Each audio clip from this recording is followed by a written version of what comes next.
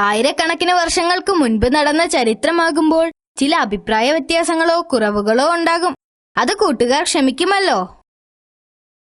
കഴിഞ്ഞ എപ്പിസോഡിൽ ഇബ്രാഹിം നബി അലൈഹിസ്സലാം തന്റെ ഭാര്യയെയും കുഞ്ഞിനെയും മരുഭൂമിയിൽ ഉപേക്ഷിച്ചു പോയത് നാം കണ്ടു.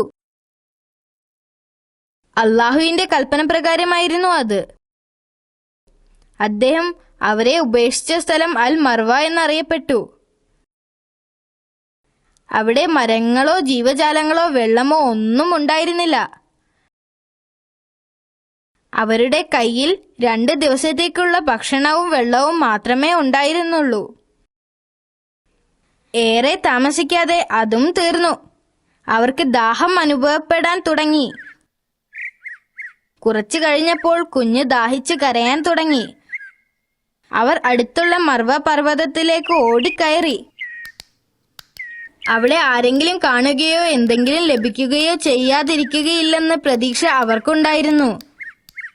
പക്ഷേ അങ്ങനെയൊന്നും കാണാൻ സാധിച്ചില്ല. തുടർന്ന് അടുത്തുള്ള പർവ്വതമായ സഫയിലേക്ക് ഓടി. അവിടെയും അവർക്ക് ഒന്നും കാണാൻ കഴിഞ്ഞില്ല.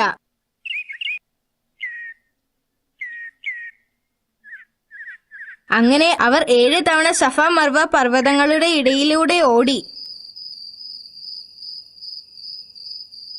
അപ്പോഴേക്കും ഹാജറ അവശയായിരുന്നു.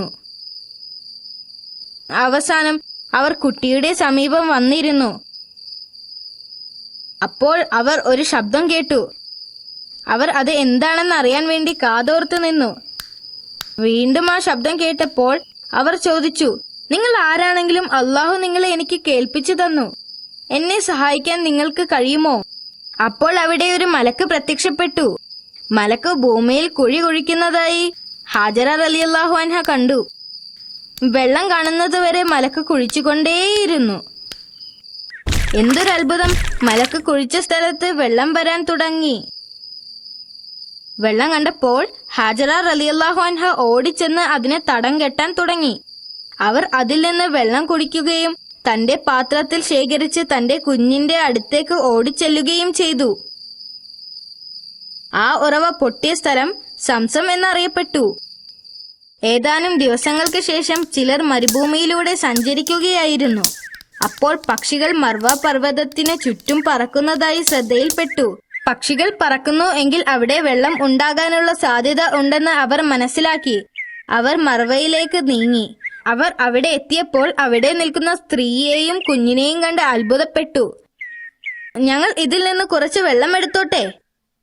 അവർ ഹാജറ റളിയല്ലാഹു അൻഹയോട് ചോദിച്ചു. അവർ അത് സമ്മതിക്കുകയും അവർ അതിൽ നിന്ന് വെള്ളം കുടിക്കുകയും ചെയ്തു.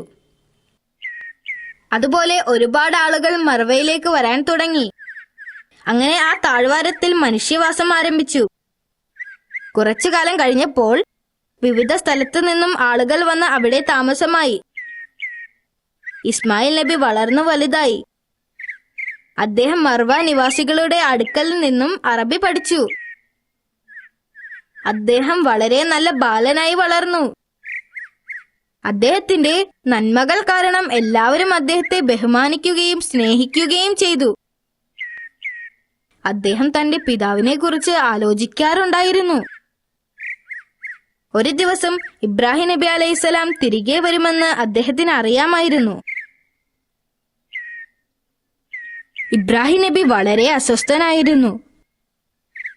അദ്ദേഹം തന്റെ ഭാര്യയെയും മകനെയും കാണാൻ ഏറെ ആഗ്രഹിച്ചിരുന്നു. ഒരിക്കൽ അദ്ദേഹം അവരെ കാണാൻ പുറപ്പെട്ടു. ഏറെ നാൾ സഞ്ചരിച്ച് അദ്ദേഹം മർവയിലെത്തി. മർവയിലെ ജനവാസം കണ്ട് അദ്ദേഹം അത്ഭുതപ്പെട്ടു.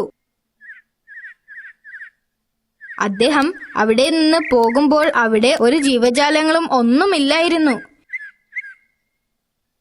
എല്ലാം അള്ളാഹുവിന്റെ തീരുമാനമാണ്. അദ്ദേഹം അള്ളാഹുവിനോട് നന്ദി പറഞ്ഞു. ഇബ്രാഹിം നബി എത്തുന്നതിന് മുൻപ് തന്നെ ഹാജറ ബീവി വഫാത്തായിരുന്നു. അത് മക്ക നിവാസികളിൽ നിന്നും അദ്ദേഹം മനസ്സിലാക്കി. അത് കേട്ടപ്പോൾ അദ്ദേഹത്തിന് വളരെയധികം വിഷമമായി. എങ്കിലും അദ്ദേഹത്തിന്റെ പുത്രൻ ഇസ്മായിൽ നബി അലൈഹിസ്സലാം ഇപ്പോഴും ജീവനോടെ ഉണ്ട് എന്ന് അറിഞ്ഞപ്പോൾ അദ്ദേഹത്തിന് വളരെയധികം സന്തോഷവും തോന്നി. തന്റെ പിതാവ് മടങ്ങി വന്നു എന്ന വിവരം ഇസ്മായിൽ നബി അറിഞ്ഞപ്പോൾ അദ്ദേഹം സന്തോഷത്തോടുകൂടി പിതാവിന്റെ അടുത്തേക്ക് ഓടി വന്നു. ഇബ്രാഹിം നബി മകനെ കണ്ടപ്പോൾ അൽഹംദുലില്ലാ എന്ന് പറയുകയും ചെയ്തു. അവർ ഇരുവർക്കും ഇത് വളരെ സന്തോഷമുണ്ടാക്കിയ സമയമായിരുന്നു. പക്ഷേ ഇത് അധികനാൾ നീണ്ടു നിന്നില്ല. ഒരിക്കൽ അള്ളാഹു ഇബ്രാഹിം നബിയെ പരീക്ഷിക്കാൻ തീരുമാനിച്ചു. ഒരിക്കൽ ഇബ്രാഹിം നബി ഉറങ്ങുമ്പോൾ ഒരു സ്വപ്നം കണ്ടു. അതിൽ അദ്ദേഹം തന്റെ മകനെ അള്ളാഹുവിന് ബലി അർപ്പിക്കുന്നതായി കണ്ടു. അദ്ദേഹം ഇത് കണ്ട് ഞെട്ടി എണീറ്റു. പക്ഷെ അതൊരു സ്വപ്നമായതിനാൽ അദ്ദേഹം കാര്യമാക്കിയിരുന്നില്ല. രണ്ടാമത്തെ ദിവസവും ഇത് തന്നെ ആവർത്തിച്ചപ്പോൾ അദ്ദേഹത്തിന് മനസ്സിലായി ഇത് അള്ളാഹു തനിക്ക് നൽകിയ നിർദ്ദേശമാണെന്ന്. ഇബ്രാഹിം നബി മകനെ വിളിച്ച് താൻ കണ്ട സ്വപ്നത്തെക്കുറിച്ച് പറഞ്ഞു. ഇത് അള്ളാഹുവിന്റെ കൽപ്പനയാണെന്ന് ഇസ്മായിൽ നബിക്ക് മനസ്സിലായി. അദ്ദേഹം അള്ളാഹുവിൽ വിശ്വസിക്കുന്നവനായിരുന്നു. അള്ളാഹു അങ്ങയോട് എന്ത് പറഞ്ഞുവോ അത് ചെയ്യുക, അദ്ദേഹം പിതാവിനോട് പറഞ്ഞു. അടുത്ത ദിവസം അവർ ഒരു കത്തിയും കയറുമായി അറഫ പർവ്വതത്തിന്റെ മുകളിലേക്ക് പോയി. പർവ്വതത്തിന് മുകളിൽ എത്തിയപ്പോൾ ഇസ്മായിൽ നബി തന്റെ കൈകാലുകൾ കെട്ടിയിടാൻ തന്റെ പിതാവിനോട് ആവശ്യപ്പെട്ടു. കാരണം അല്ലെങ്കിൽ ബലിയർപ്പിക്കാൻ ബുദ്ധിമുട്ടാകും. ഇബ്രാഹിം നബി അത് അനുസരിച്ചു. എന്നിട്ട് സ്വന്തം കണ്ണുകൾ മൂടിക്കെട്ടി. തന്റെ മകന്റെ മരണം കാണാൻ ത്രാണിയില്ലാത്തതിനാലായിരുന്നു അത്. നബി തന്റെ കത്തി ഉയർത്തി. എന്നാൽ പെട്ടെന്ന് ആകാശത്തു നിന്നും ഒരു ശബ്ദം കേട്ടു.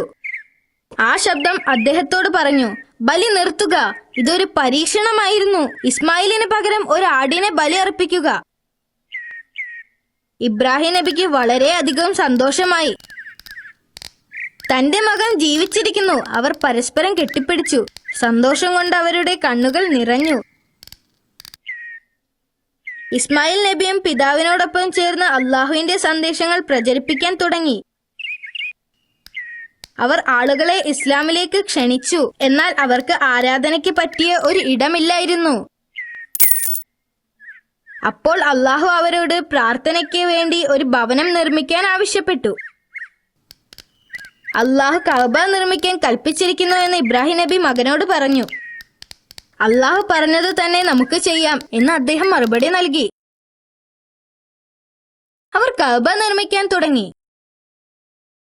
ഇസ്മായിൽ നബി കല്ലുകൾ കൊണ്ടുവരികയും ഇബ്രാഹിം നബി ആ ഭവനം നിർമ്മിക്കുകയും ചെയ്തു. ചുമരിന് നീളം കൂടിയതിനാൽ ഇബ്രാഹിം നബിക്ക് മുകളിലേക്ക് എത്താൻ പ്രയാസമായിരുന്നു. അപ്പോൾ ഇസ്മായിൽ നബി വലിയ കല്ലുകൾ ഇബ്രാഹിം നബിക്ക് വേണ്ടി കൊണ്ടുവന്നു. ഇബ്രാഹിം നബി അതിൽ കയറി നിന്ന് തന്റെ ജോലി ചെയ്തു. ആ കല്ല് ഇന്ന് അറിയപ്പെടുന്നത് മക്കാമു ഇബ്രാഹിം എന്നാണ്. ഇന്നും അവിടെ ചെന്നാൽ നമുക്ക് ആ കല്ല് കാണാൻ സാധിക്കുന്നതാണ്. അടിത്തറ വളരെ പെട്ടെന്ന് പൂർത്തിയായി. പക്ഷെ അതിന്റെ മൂലയിൽ വലിയ ഒരു വിടവ് ഉണ്ടായിരുന്നു. അത് നികത്താൻ അദ്ദേഹം ഇസ്മായിൽ നബിയോട് ഒരു കല്ല് കൊണ്ടുവരാൻ ആവശ്യപ്പെട്ടു. ഇസ്മായിൽ നബി അലൈഹിസ്സലാം വളരെ ക്ഷീണിതനായിരുന്നിട്ടും തന്റെ വൃദ്ധനായ പിതാവ് ആവശ്യപ്പെട്ടത് കാരണം അദ്ദേഹം കല്ല് അന്വേഷിച്ചു പോയി. ഇസ്മായിൽ നബി കല്ല് അന്വേഷിച്ചു പോയ സമയത്ത് അപ്പോഴൊരു അത്ഭുതം സംഭവിച്ചു. സ്വർഗത്തിൽ നിന്ന് മലക്കുകൾ ഒരു കല്ല് ചുമന്നുകൊണ്ട് താഴെ വന്നു. എന്നിട്ട് മലക്കുകൾ പ്രവാചകനോട് പറഞ്ഞു, ഈ കല്ല് സ്വർഗത്തിൽ നിന്ന് ഭൂമിയിലേക്ക് അയച്ചതാണ്. ആദ്യകാലത്ത് അതിന്റെ നിറം വെളുപ്പായിരുന്നു. പിന്നീട് ആളുകളുടെ പാപം കാരണം അത് കറുപ്പായതാണ്. തിരികെ എത്തിയ ഇസ്മായിൽ നബി അലൈഹിസ്സലാം ആ കല്ല് കണ്ട് അത്ഭുതപ്പെട്ടു. അദ്ദേഹം ചോദിച്ചു, ആരാണ് ഈ കല്ല് കൊണ്ടുവന്നത്? ക്ഷീണം ബാധിക്കാത്ത ഒരാൾ കൊണ്ടുവന്നതാണ് എന്ന് അദ്ദേഹം മറുപടി പറഞ്ഞു.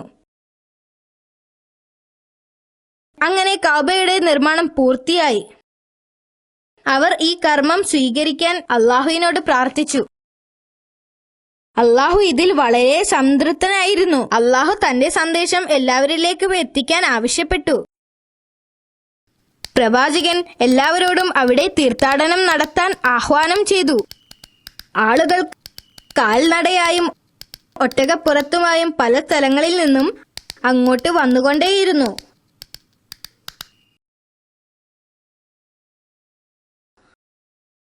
വർഷങ്ങൾ കടന്നുപോയി. ഇബ്രാഹിം നബി വളരെയധികം പ്രായമായി. ഒരു ദിവസം അദ്ദേഹം വീടിന്റെ പുറത്തിരിക്കുകയായിരുന്നു. അപ്പോൾ അങ്ങോട്ട് 3 പേർ നടന്നു വന്നു. സത്യത്തിൽ അത് അല്ലാഹു സുബ്ഹാനഹു തആല അയച്ച മലക്കുകളായിരുന്നു. പ്രവാചകൻ അവരെ വീട്ടിലേക്ക് ക്ഷണിച്ച് ഭക്ഷണം നൽകി. അവർ 3 പേരും ഭക്ഷണം കഴിക്കാനായി ഇരുന്നു. പ്രവാചകൻ അവർക്ക് ഭക്ഷണം വിളമ്പി. എന്നാൽ അവരാരും ആ ഭക്ഷണം തൊടുക പോലും ചെയ്തിരുന്നില്ല. പ്രവാചകന് ഭയം തോന്നി. അപ്പോൾ അപരിചിതർ അദ്ദേഹത്തെ ആശ്വസിപ്പിച്ചുകൊണ്ട് പറഞ്ഞു, ഭയപ്പെടേണ്ട, അല്ലാഹു സുബ്ഹാനഹു തആല പറഞ്ഞയച്ച മലക്കുകളാണ് ഞങ്ങൾ അങ്ങേക്ക് ഒരു സന്തോഷവാർത്ത അറിയിക്കാൻ വേണ്ടി ഇവിടെ വന്നതാണ്. അല്ലാഹു സുബ്ഹാനഹു തആല അങ്ങേക്ക് ഒരു കുഞ്ഞിനെ നൽകാൻ പോവുകയാണ്. അവന് ഇസ്ഹാക്ക് എന്ന് പേരിടണം. മാത്രമല്ല അവൻ ഒരു പ്രവാചകനായി തീരുകയും ചെയ്യും. ഇത് കേട്ട് സാറയ്ക്ക് വിശ്വസിക്കാൻ കഴിഞ്ഞില്ല. അവർക്ക് വളരെയധികം പ്രായമായിരുന്നു. ഈ പ്രായത്തിൽ ഒരു കുഞ്ഞോ? അവർ ചിന്തിച്ചു. അല്ലാഹു സുബ്ഹാനഹു തആലയ്ക്ക് അസാധ്യമായ ഒന്നുമില്ല, മലക്കുകൾ പറഞ്ഞു. അത് സത്യമായിരുന്നു. കുറച്ചു ദിവസങ്ങൾക്ക് ശേഷം സാറ ഗർഭിണിയാവുകയും ഒരു ആൺകുഞ്ഞിന് ജന്മം നൽകുകയും ചെയ്തു. മലക്കുകൾ പറഞ്ഞതുപോലെ പ്രവാചകൻ അവന് ഇസ്ഹാക്ക് എന്ന് പേര് വിളിച്ചു. ഇബ്രാഹിം നബി അലൈഹിസ്സലാം 175 വർഷം ജീവിച്ചിരുന്നു. അദ്ദേഹത്തിന്റെ ജീവിതകാലം മുഴുവനും അദ്ദേഹം പരീക്ഷണങ്ങളെ നേരിട്ടുകൊണ്ടേയിരുന്നു. എന്നിട്ടും അദ്ദേഹം ഒരു ഉറച്ച വിശ്വാസിയായിരുന്നു.